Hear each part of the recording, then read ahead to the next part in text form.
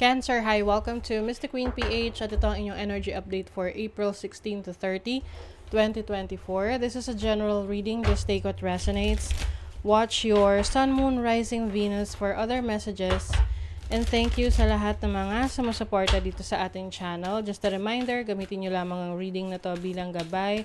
Pa-follow, like na rin ang ating Facebook at TikTok. Lahat po yan Mystic Queen PH.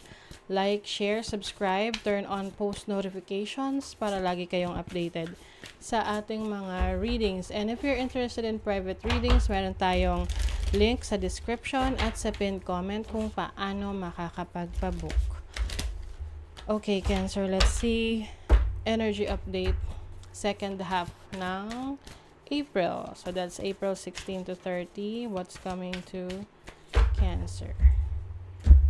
Okay.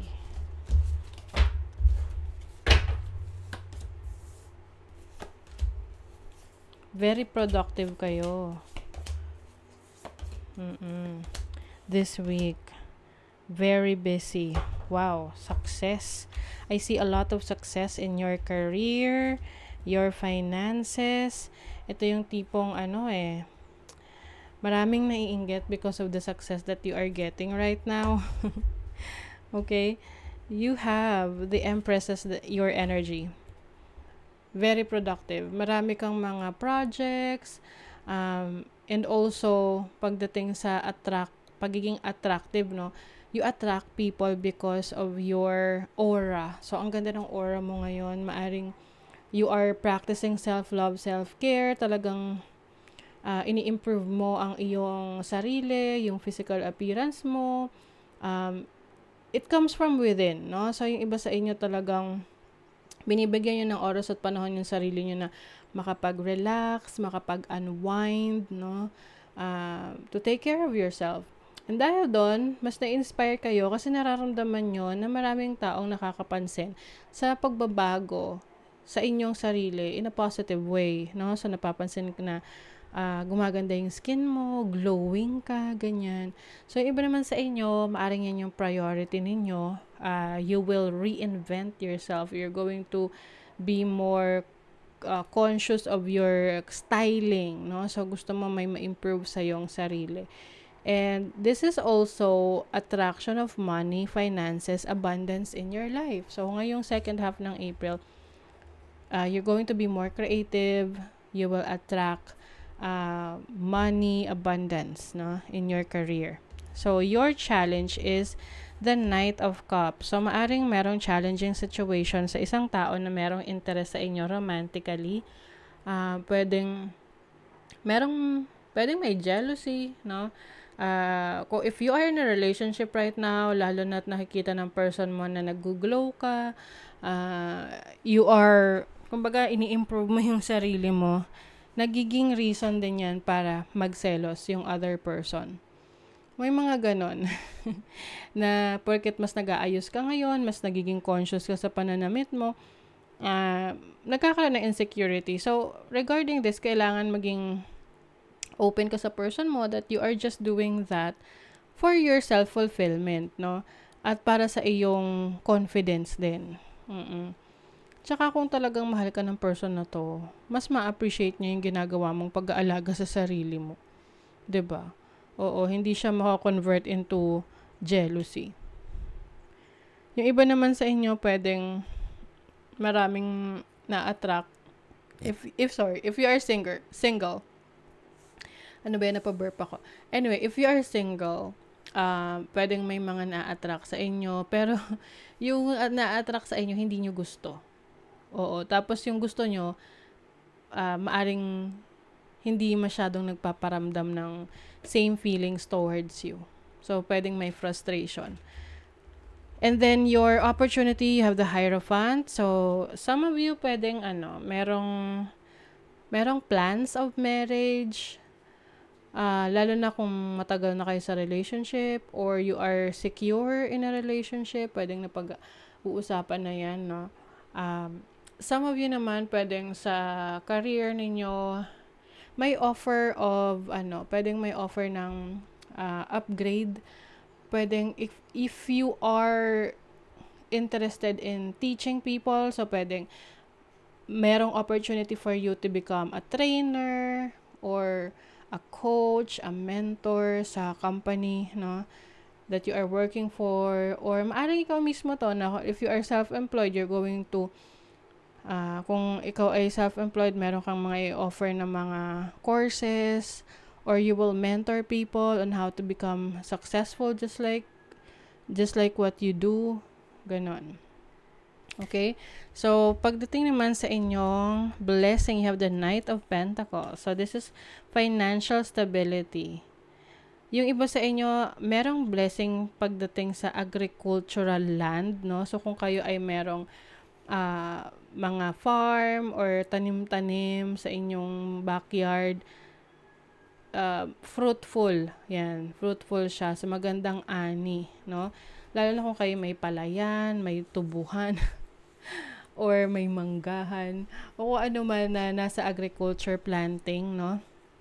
Maganda ang inyong ani. There's going to be a lot of blessings for you. Lalo na if you are venturing into agricultural land, no? Yung may plano ka na mag-invest sa lupa, no? Ayan. Merong blessings for you sa pag-i-invest sa lupa at pagtatanim.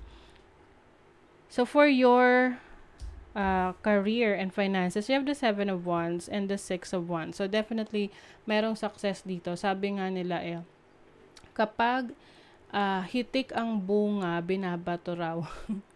'Di ba? Kasi binabato nila kasi gusto nila malaglag yung mga bunga. So, I feel like someone wants to get a slice of your pie. So, ibig sabihin, successful ka in your own right. Tapos, may mga tao na they are asking for credits, no, doon sa success mo, na parang, kung hindi dahil sa akin, hindi ka naman magiging successful or ganyan-ganyan, no. So, you have to be careful in dealing with these people kasi they are not genuinely happy for your success. So, kumbaga, you also have to set boundaries na hindi sa lahat ng oras available ka para sa mga to just because somehow tinulungan ka nila. 'Di ba? Na parang kung hindi ka inassist, hindi ka magiging successful kasi at the end of the day, it is still you. Ikaw pa rin naman yung kumilos doon, no? May tumulong lang, you be grateful for that, ina-acknowledge mo naman, but it doesn't mean na kailangan ibigay mo na lahat sa kanila yung mga pinaghirapan mo. Okay? So, there's a lot of success coming into you. You just need to set your boundaries and protect your energies. Especially dito sa mga taong nagwi-wish na hindi maganda towards you. So, maaring meron kang career or business na babalikan or susubukan ulit. Wow, may blessings talaga coming in. Merong unexpected na pera na parating sa'yo.